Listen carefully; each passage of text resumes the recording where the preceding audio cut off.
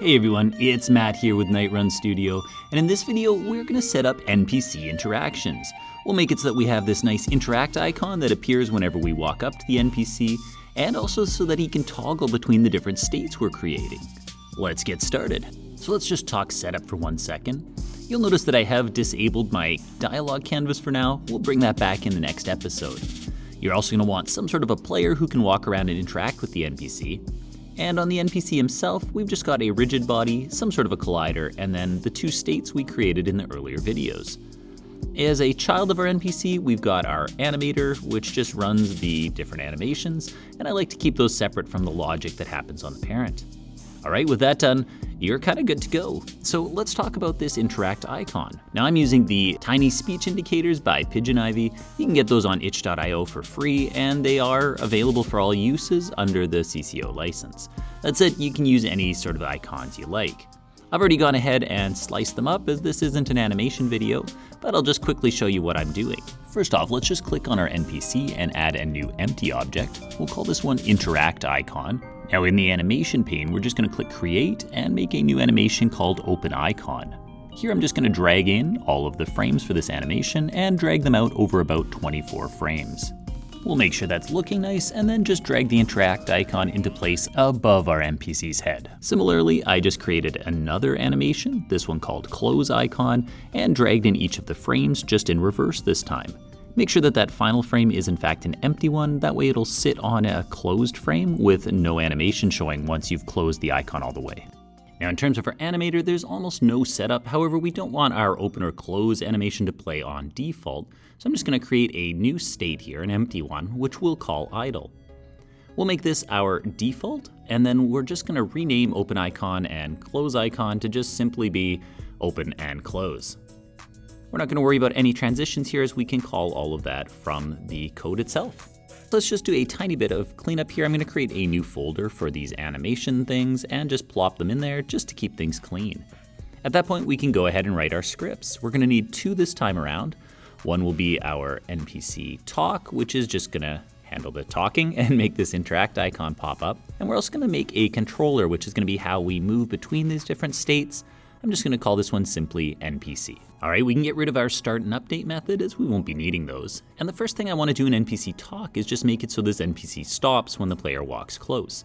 So to do that, let's make a reference to our rigid body. And rather than have to drag that into a box, let's code it so that we find that on awake.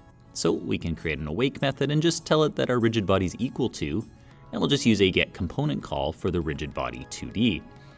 At that point, we're just going to create an onEnable script, which will run anytime we turn this script on, and we'll just tell our rigid body that its velocity is equal to vector2.0. We can actually test this already just by popping into Unity. Let's click on our NPC and make sure that he has the NPC talk script on him. If he does, we can go ahead and hit play. All right, I'm just going to toggle these so just the wander script is currently enabled. Now when I walk over, you can see that my NPC is in fact wandering around. If I turn off the wander script, however, he's just going to continue drifting in the same direction. If I turn on talk, he stops abruptly. I can then toggle the talk off and put wander back on, and now he'll resume wandering in whatever direction he likes, including over my water since it doesn't have a collider. All right, that's working nicely. At this point, things are just looking a little funny as his animations aren't matching, so let's go ahead and talk to our animator. We'll call this one anim. Once again, we can use a get component call to find this. However, since our animator is on a child object, we're going to use get component in children this time around. Now on enable, we'll just tell our anim that it needs to play idle since we want the NPC to stop and idle while we're talking. While we're here, let's go ahead and set up our interaction animator as well. Here we can make an animator and just call it an interact anim.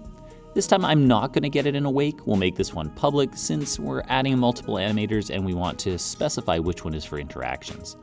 Whenever we turn this script on, we want our interact anim to play the open animation. We're also going to add an onDisable method here so that when we toggle this script off, our interact anim will play the close animation this time around.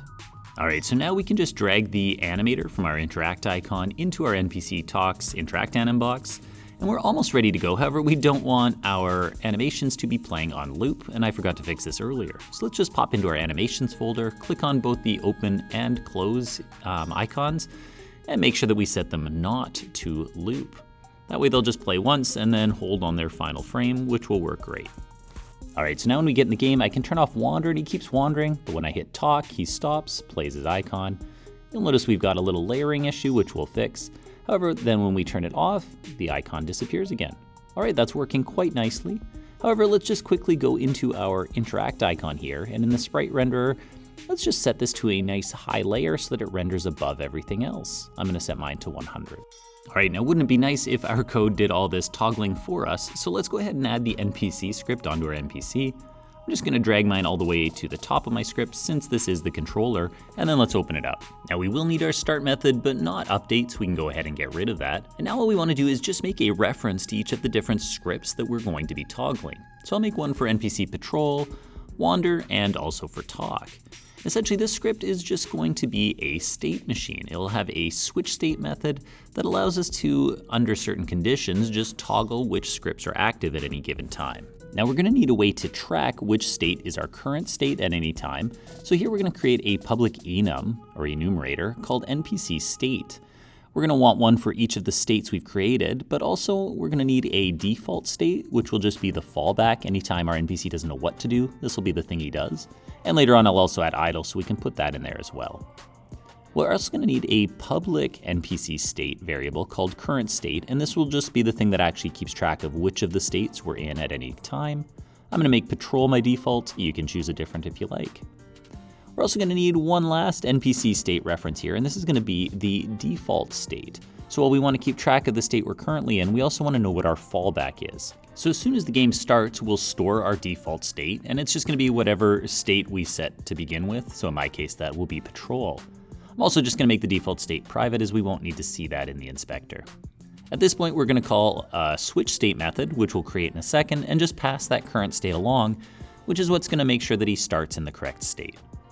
Now this may seem like a lot of work for what is so far a pretty simple NPC, but as we add more states, this is going to save us a lot of headaches down the road. So let's go ahead and make a public void switch state method. This is gonna take in an NPC state reference, which we're just gonna call new state. All right, so once we've called the switch state method and passed something in, we want to make sure that our current state gets set to whatever new state we've just passed in. At this point, we want to actually toggle the scripts. So we'll just pick one of our scripts. Let's start with patrol. And we want to set its enabledness equal to, and here we're just going to use a Boolean operator. All this is going to do is it's going to check if the new state passed in was equal to NPC patrol state. If, however, we set wander to be our new state, patrol will get turned off at this point. It'll move to the next line where it will turn on our wander state. We'll just need to add one of these lines for each state that we add to our NPC, and those will handle all of the toggling for us. Now let's actually make it so that our player can toggle these changes. So here we'll add a onTriggerEnter method. We're just gonna check. If any object collides with this trigger, we're gonna compare tags and check to see if that object has the player tag. If it does, then we want to, in this case, call our talk script, as that's what handles our interaction. Now we want to do something similar whenever our player exits this NPC's trigger. So we'll use an onTriggerExit method here. Once again, compare the collisions tag to make sure it's a player who's leaving. And if it is, we're just going to tell switch state that it should load the default state that we saved on start. This will just load whatever fallback state we've decided our NPC should go to when he doesn't have anything else going on. Now at this point, we'll just want to click on our NPC and make sure to add that trigger so he knows when the player comes in range. Here I'm just going to use a circle collider and edit it so it's just a little larger than the NPC himself. We also want to make sure that we set it as isTrigger. Additionally, remember he's looking for something that is tagged as player, so just make sure that your player does in fact have the player tag, and if not, be sure to set that. The one other thing we need to do for hookup is just click on the NPC script here, and you can see that it needs a reference to each of our scripts. Let's make sure we drag those in. I'm choosing to use patrol as my start state, and you can see here then that when I loaded the game, it did in fact turn on the patrol script and make sure the others are off. And now when I walk up to the NPC, you can see that, well, he does try to stop and his icon turns on. There we go, that works nicely. However, I do have the ability to push him around right now. And that might be a feature you want. In fact, we've accounted for this so that if you do push him off course and then walk away, his wander and patrol states will get him back where he needs to be. However, if you'd like to make it so that he stops dead and no longer has the ability to move while he's talking to you. I'll just show you how to do that quickly. So in our NPC talk script, all we want to do is on enable, right after we set our velocity to 0, we're just going to tell our rigid body that is kinematic equals true. On disable, then we'll just set is kinematic back to false. Now with that done, things should be working just great. You can interact with the NPC, his icon pops up, he stops, and you can no longer push him. When you walk away, he'll go back to whatever you've set as your default state. All right, I hope that was helpful. We're now set up really nicely with this talk state so that we can actually have it initiate some dialogue. And in the next video, we'll get that dialogue canvas we made working and actually running some talking. All right, hope to see you in that video. Until then, this is Matt with Nightrun Studio. Cheers.